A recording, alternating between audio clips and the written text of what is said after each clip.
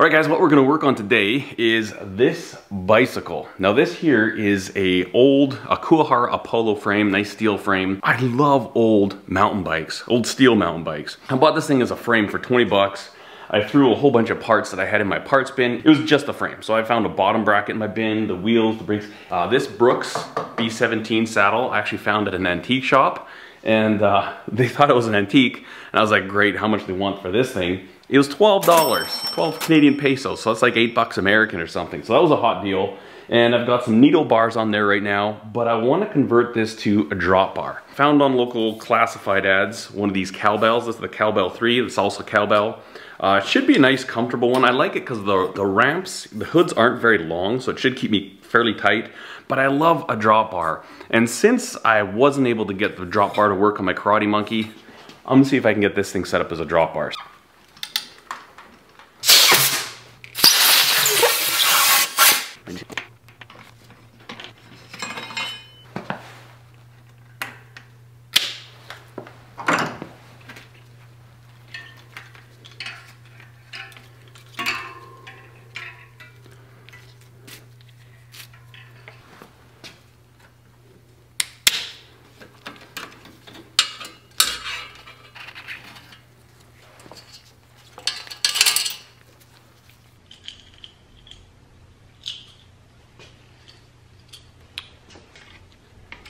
If you want a pair of these, you will never ever consider using crescent wrenches again.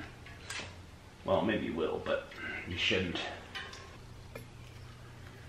I think we can reuse this shift cable.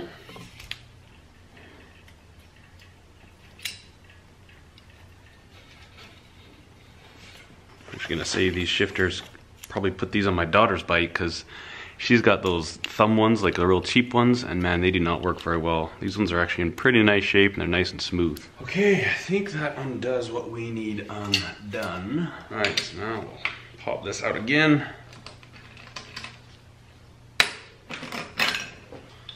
in our new one. She's got that nice Velo orange marking on there. Doesn't really matter, but I want to keep that in line with the tire. I had also purchased a Signa stem. I don't know how they pronounce it, but I found it was just way too high for what I want. So I'll just save that in the parts bin for another project bike.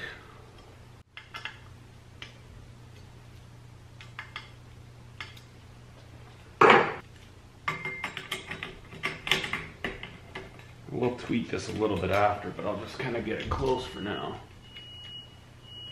Oh, we got fire alarms going off in the house.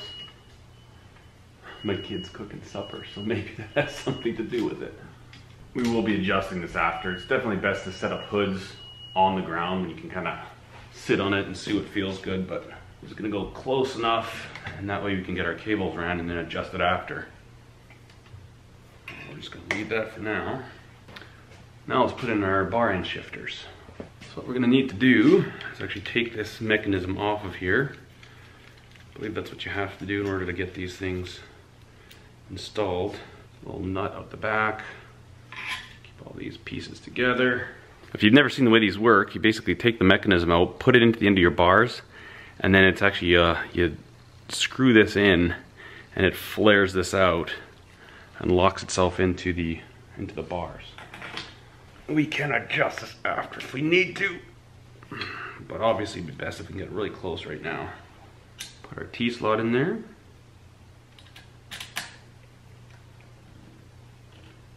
Tighten this thing up.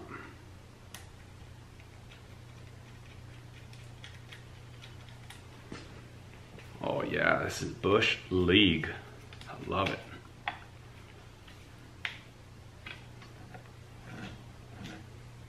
Sweet.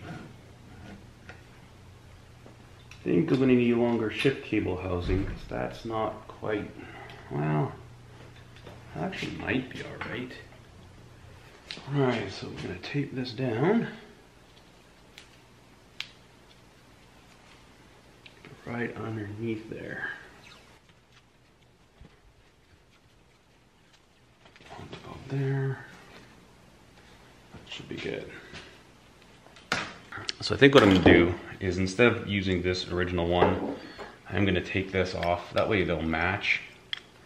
Won't look quite as rat bikey. So essentially gonna take that. Whoa. Little dust cover it looks like. Cool. I'll set that there. Pull this out.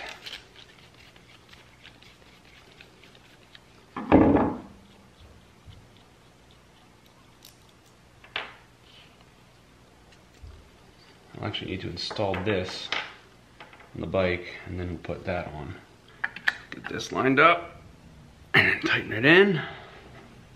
Put in this little screw. Put in this little plate thing. I think I want that stopped down. Might have to make a little adjustment, but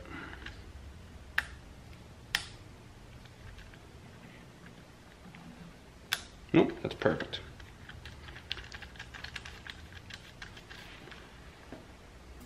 I'm so surprised these work, and I actually checked too. The one thing I was concerned about was whether the cable routing was the same, but it's nice that, you know, I mean, Shimano's standardized this stuff.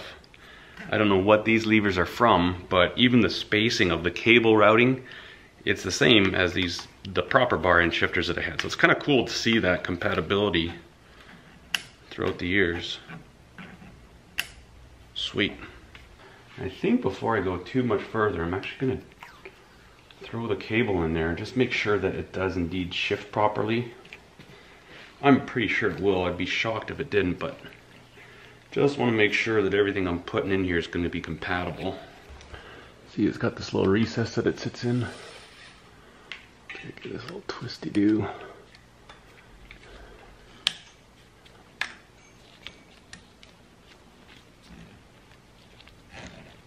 Well, it's working.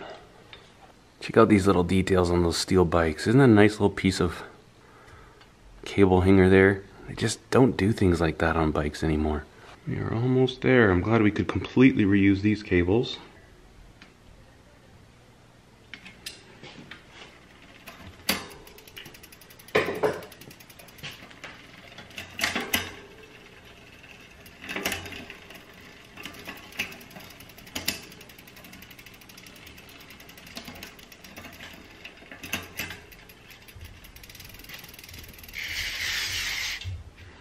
Okay, now let's see if we can use the index. Shifting.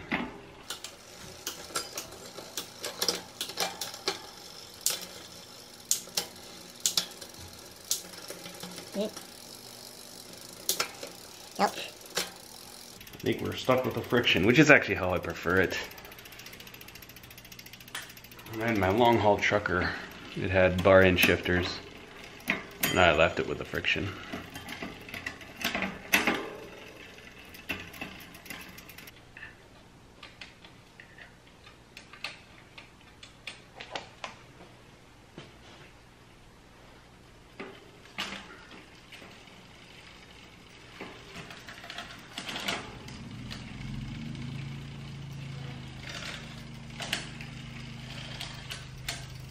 Tape this in place. I'll tweak this a bit when it's on the ground so I can see exactly where I want that cable to lie. But for now, I just want to figure out where to cut this cable. So this will do for that. A little bit extra.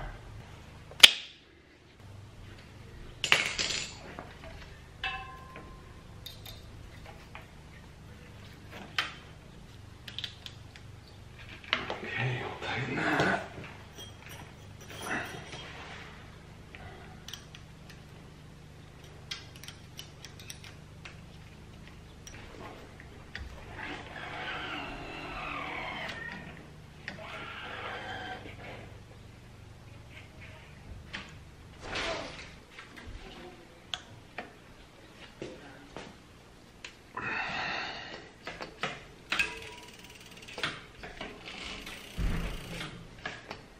Okay, well I think what we're ready to do now is take it for a quick little test ride just to see if we like this whole setup or not. All right, guys, so that footage that I just shared with you there, that was probably from about a month and a half, 2 months ago. I've made a few other tweaks since what you've just seen there. I'll go through those with you real quick, and I'll kind of tell you what I think about this bike, what I like about this bike. And man, I tell you what, for a $20 frame, for not that much in parts, I've got just this incredible ride. It looks cool, it rides great, and I couldn't be happier. One thing that probably jumps right out to you is the fenders. I decided to go with some Planet Bike Cascadia fenders. These are plastic fenders, but they had them in silver, and I just thought that would really go good with the styling rather than the black plastic. I ended up switching out the brake levers. These are Tektro long pull brake levers, so these are actually what I had kind of set up for my Karate Monkey. They will work with disc brakes. The Shimano's that I had on there, I believe they were the Shimano R600s. They just didn't have enough pull. They're a little bit too squishy. These ones, they're not squishy at all, and work really great. Another advantage with these is that they have the built-in quick release. So you just click it like this, pop that out. Just makes tire changes on the roadside a little bit easier. But overall, I haven't had a lot of time to ride this. I've been on my Karate Monkey a lot, but I probably have about 100 kilometers on the bike in this configuration, and I'm really happy with it. Shifting is working great, and this stem, super comfortable. I really like these salsa cowbells. I don't know exactly which width these are, but they are pretty wide. Another thing I still need to do is this cable here, this brake cable was one that I reused, and it's a little bit tight. You can kind of see it's a little bit too tight when I turn this way. Really, when you're riding, you're never going that tight, but it would be nice to have a little bit more room on there. But overall, I am so happy with this bicycle. It's kind of everything I wanted. I really wanted a bike that could do what my my long haul trucker was for me. You know, just a beautiful country bike. Really love these tires. The Bontrager H2 26x2. The ride is phenomenal. They're quick enough on the asphalt, but then they also hold their own on the gravel. And just the nice size of them really helps out a lot. So I really like those. So the ride on this bike is really quite comfortable. Something that I might consider a little bit aggressive. I do have a little bit of lean forward, especially when I get into the drops. For me, I mean, come on, I'm an old guy. But really plush, really comfortable. The frame is amazing, and yeah, something that's fun just to, you know, whip out for coffee, ride into town. At the same time, if I wanted to, I could put some panniers on here, and I could do an overnighter easily, a multi-day trip. 2 to 3 days shouldn't be a problem with this bike at all. Now, one upgrade I do plan on doing is a front rack. I've got one of those old Nash bar front racks I'm gonna put on here, and then possibly a walled basket. Just that way I've got plenty of room if I do ever decide to take this out for, you know, a 2 to 3 day overnight camping trip or something like that. You see, one thing I'm constantly doing is keeping an eye out for these old frames. You know, once you start to acquire some parts, I'm always scouring the local classifieds.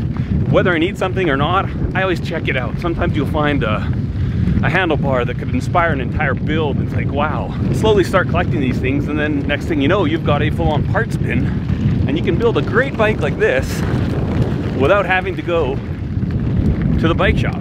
And this was super handy for this here lockdown when the bike shops were all closed or by appointment only. Really nice just to kind of have a project to distract me, take my mind off of all this silliness, and end up with a great bike at the end of it.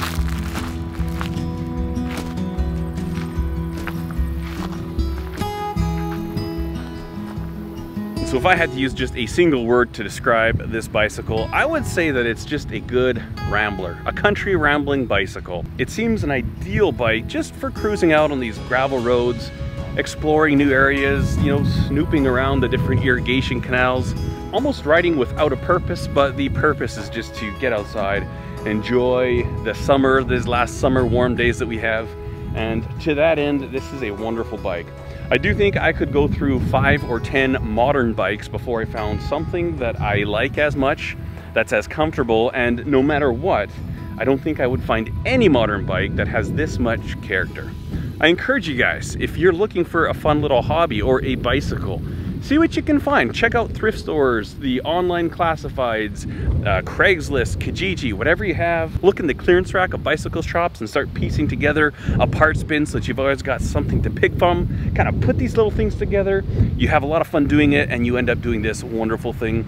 The other thing to think about too is you can build bikes for other people. If there's people that want to get into the sport, don't have a lot of money to lay out for a brand new bicycle, you could help them out. Say, hey, why don't we start putting this together? Let's make a project out of it. A lot of fun and a lot of satisfaction. Well, anyways, guys, that's gonna wrap up this video. I wanna say thanks for watching. I hope you have a wonderful day, and I'm going to enjoy my ramble on home on this old country rambler.